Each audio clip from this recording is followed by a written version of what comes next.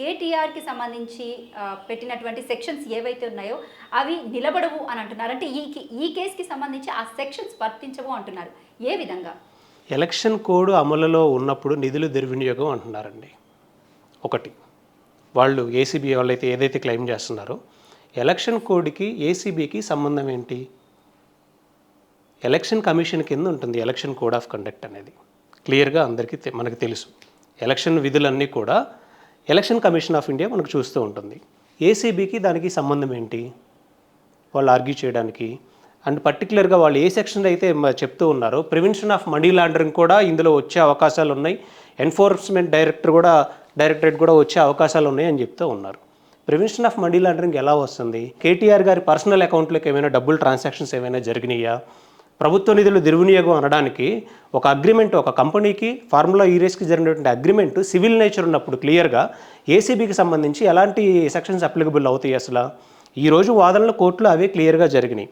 ఆ వాదనలు విన్నారు కాబట్టి క్వాష్ పిటిషన్లో మీరు కౌంటర్ వేయండి అని గవర్నమెంట్కి అడగడం జరిగింది. సో ఏసీబీ చట్టాలు అనేవి ఇక్కడ వర్తించడం అనేది ఇంపాసిబుల్. అక్కడ వాళ్ళు క్లియర్గా ఎస్టాబ్లిష్ చేయడంలో ఫెయిల్ అయ్యారు కాబట్టే ఈరోజు కొంత ఇంటర్మ్ రిలీఫ్ అనేది కేటీఆర్ గారికి దొరికింది. రైట్. అయితే దీనికి సంబంధించి మరొక విషయం ఏంటంటే ఆర్థిక శాఖ ఒపీనియన్ లేకుండా, లేకపోతే వాళ్ళు ఇన్వాల్వ్మెంట్ అవ్వకుండా ట్రాన్సాక్షన్ చేయడం కరెక్ట్ కాదు అని అంటున్నారు. అంటే దాదాపు 55 కోట్లు ఈ మనీ లాండరింగ్ కింద ఇది చేయడం కరెక్ట్ కాదు అని అంటున్నారు. ఏం చెప్తారు? ఫస్ట్ అసలు ఇది మనీ లాండరింగే కాదు అండి. ఒక రాష్ట్రానికి సంబంధించినటువంటి పరువు ప్రతిష్టలకు సంబంధించిన విషయంలో ఒక డెసిషన్ తీసుకోవాల్సిన సమయం వచ్చినప్పుడు యాజ్ ఏ ప్రభుత్వంలో ఉన్నటువంటి మినిస్టర్గా తను సిఫార్సు చేయడం జరిగింది. దాన్ని అధికారులు ప్రోటోకాల్ ప్రకారం, ప్రొసీజర్ ప్రకారం దాన్ని అలాట్ చేయడం జరిగింది క్లియర్గా. అంటే ఫైనాన్స్ సెక్రటరేట్ ఒపీనియన్ ఉండాలి. సో వాళ్ళు లేకుండా ఐటీ మినిస్టర్ ఈ రోజు డైరెక్ట్ గా మనీ ట్రాన్సాక్షన్స్ చేయడం కరెక్ట్ కాదు అని. ఫైనాన్స్ మినిస్టర్ ఎక్కడైనా రిఫ్యూజల్ లెటర్ ఏమైనా ఇచ్చాడా మీరు ఈ ట్రాన్సాక్షన్స్ చేయొద్దు అని? ఫైనాన్స్ మినిస్ట్రీ ఏదైనా రిజెక్షన్ లెటర్ ఏమైనా ఇచ్చిందా? ఫైనాన్స్ మినిస్టర్ రిజెక్షన్ లెటర్ ఇచ్చినా కానీ స్టిల్ కేటీఆర్ గారు దాన్ని ఉల్లంఘించి ఇంటెన్షనల్గా ఏమైనా చేశారా?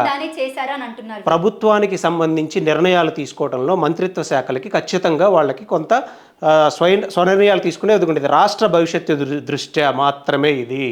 ఆర్థిక శాఖ అనుమతి ఉందా లేదా అనేది దెన్ ఆర్థిక శాఖ వచ్చి ఇక్కడ చెప్పాలి క్లియర్గా. మా నుంచి మమ్మల్ని అప్రూవల్ అడిగారు, మేము రిజెక్ట్ చేశాము అనేది ఏదైనా ఫార్మ్ దాన్ని తీసుకొచ్చి లెటర్ రూపంలో పెట్టండి. మా దగ్గర ఉందా లేదా అనేది క్వశ్చన్ కాదు కదా, మనకి డాక్యుమెంటరీ ఎవిడెన్స్. ఆర్థిక శాఖని అడిగారా లేదా, అడిగితే వాళ్ళు ఏమైనా రిజెక్ట్ చేశారా, అది ఒక ప్రొసీజరల్ ఇన్వెస్టిగేషన్ అనేది అక్కడ ఉండాలి. ఆ ప్రొసీజర్స్ ఏమి లేకుండా మనం డైరెక్ట్గా ఎలిగేషన్ వేయడం కరెక్ట్ కాదు కదా. ఈ 55 కోట్లకి సంబంధించి ఇంకా చాలా వరకు అవకతవకలు జరిగాయి. ఇంకా ఈ కేసు లోతుగా విచారణ చేస్తే తప్ప బయటపడము అంటున్నారు. ఈరోజు అంటే ఏజీ సుదర్శన్ రెడ్డి కానీ తన వాదనలు వినిపించిన తర్వాత ఇంకొంతమందికి రేకెత్తించిన అనుమానాలు ఏంటంటే ఎంక్వైరీకి వెళ్లకుండానే ఎందుకు క్వాష్ పిటిషన్ వేశారు అని అంటున్నారు. అది రైట్ అండి. క్వాష్ పిటిషన్ అనేది ఒక రైట్. ఒక వ్యక్తి మీద దురుద్దేశంతో, కేటీఆర్ అనేటువంటి వ్యక్తి మీద దురుద్దేశంతో ఏసీబీ లాంటి స్వయం ప్రతిపత్తి సంస్థలను ఉపయోగించి తప్పుడు కేసులు పెడుతున్నప్పుడు క్వాష్ పిటిషన్ డెఫినెట్గా వెళ్తాడు. కేటీఆర్ గారి మీద పెట్టింది తప్పుడు కేసు కాబట్టి అది నా రైట్ అని వారు ప్రూవ్ చేసుకోవాలని ఉద్దేశంతో కోర్టుకి వెళ్ళాడు. దాని తప్పే ఉంది. ఇప్పుడు ఒక సామాన్యుడి మీద తప్పుడు కేసు పెట్టినా కానీ క్వాష్ పిటిషన్కి వెళ్ళొచ్చు. ఆ రైట్ కేటీఆర్ గారు కూడా ఉంది కదా. సో ఆ రైట్ ప్రకారం ఆయన వెళ్ళాడు. రైట్. 10 రోజుల పాటు ఎందుకు గడువు ఇచ్చిందంటే 10 రోజుల తర్వాత మళ్ళీ కౌంటర్ దాఖలు చేసుకోమని చెప్పేసి కోర్టు ప్రొసీజర్ స్టార్ట్ చేసింది. అంటే ఏ విధంగా చూడొచ్చు? 10 రోజుల తర్వాత గవర్నమెంట్ తరఫు నుంచి కానీ లేదా అటు సైడ్ నుంచి కానీ కౌంటర్స్ వేస్తారు, వాదనలు వింటారు. ఆ విన్న తర్వాత ఒక జడ్జిమెంట్ అనేది మనకు ఫైనల్గా వస్తుంది. ఈవెన్ ఇక్కడ కేటీఆర్కి ఫేవరబుల్గా రాకపోయినా కానీ సుప్రీంకోర్టు ఈరోజు ఎవరైతే మన సుప్రీంకోర్టు నుంచి అడ్వకేట్ అపీర్ అయ్యారో ఆయన క్లియర్గా కొన్ని సుప్రీంకోర్టు జడ్జిమెంట్స్ అన్ని కోట్ చేశారు. ఆ జడ్జిమెంట్స్ ప్రకారం రేపు సుప్రీంకోర్టుకు కూడా వెళ్ళినా కానీ అక్కడ కూడా వాదనలు జరుగుతాయి. ఇప్పుడు ఈ కేసు నిలబడకపోతే ఆయన జైలుకి వెళ్ళే అవకాశాలు ఎక్కువ ఉన్నాయని అంటున్నారు. నిజంగా తప్పు చేయకపోతే, కేసు నిలబడకపోతే, అంటే ఈ రెండింటికి మధ్య ఒక లైన్ ఉంది. ఎందుకు జైలుకి ఎందుకు వెళ్ళాలి అసలు అట్లాంటప్పుడు? ప్రభుత్వ కక్ష సాధింపు మాత్రమే. ఈ రెండింటికి మధ్య ఉన్న లైన్ ఏంటంటే దుర్వినియోగం కాదు, ఏసీబీ సంస్థ కాదు. ఏసీబీ సంస్థను అడ్డు పెట్టుకొని కేవలం ప్రభుత్వం చేస్తున్నటువంటి రేవంత్ రెడ్డి గవర్నమెంట్ చేస్తున్నటువంటి దుశ్చర్య, కుట్రపూరితమైన చర్య, ఇది క్లియర్గా తెలుస్తూ ఉంది. ప్రభుత్వానికి ఏం అవసరం ఇలా కుట్రపూరితంగా కేసులు పెట్టడం కానివ్వండి, లేకపోతే అక్రమంగా అరెస్టులు చేయడం, అసలు అంటే అంత దుర్మార్గంగా ఆలోచించే అంత ప్రభుత్వం అయితే, అంటే ప్రజా సమస్యలు చాలా ఉన్నాయి, ప్రజలకు ఇచ్చిన హామీలు చాలానే ఉన్నాయి, అంటే ఇవన్నీ పట్టించుకోకుండా ఈరోజు ప్రతిపక్ష వాళ్ళ మీద కేసులు పెట్టాలి, ప్రతిపక్ష వాళ్ళ మీదే జైలుకి పంపించాలి అన్న ఆలోచన ఎందుకు చేస్తుంది? రాజకీయ కక్ష సాధింపు. రాజకీయంగా మా ప్రత్యర్థులు ఎప్పుడూ ఉండకూడదు, రాజకీయంగా వాళ్ళు మమ్మల్ని ప్రశ్నించే స్థాయిలో ఉండకూడదు, వాళ్ళని ఇబ్బందులకు గురి చేయాలి అన్న ఉద్దేశంతో ఏ ప్రభుత్వం వచ్చినా సరే, ఈవెన్ కేటీఆర్ గారి ప్రభుత్వం వచ్చినా లేకపోతే టీఆర్ఎస్ వచ్చినా ఆ సమయంలో రేవంత్ రెడ్డి గారిని అరెస్ట్ చేయలేదా? కేసులు పెట్టి రేవంత్ రెడ్డి గారు అరెస్ట్ అవ్వలేదా? రాజకీయ కక్షాంపులు ఆ రోజుల్లో లేవా?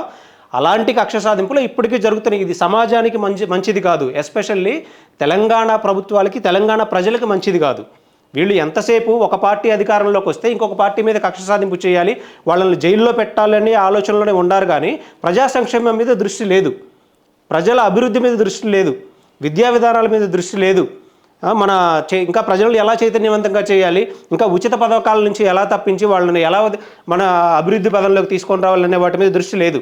కేవలం వీళ్ళు అధికారంలోకి వస్తే వాళ్ళని రాజకీయంగా వేధించాలి, కక్ష సాధింపు చర్యలు చేయాలి, అంటే ఏదో ఒక దానిలో విరికించాలనే ప్రయత్నం మాత్రమే ఇక్కడ క్లియర్గా కనిపిస్తుంది.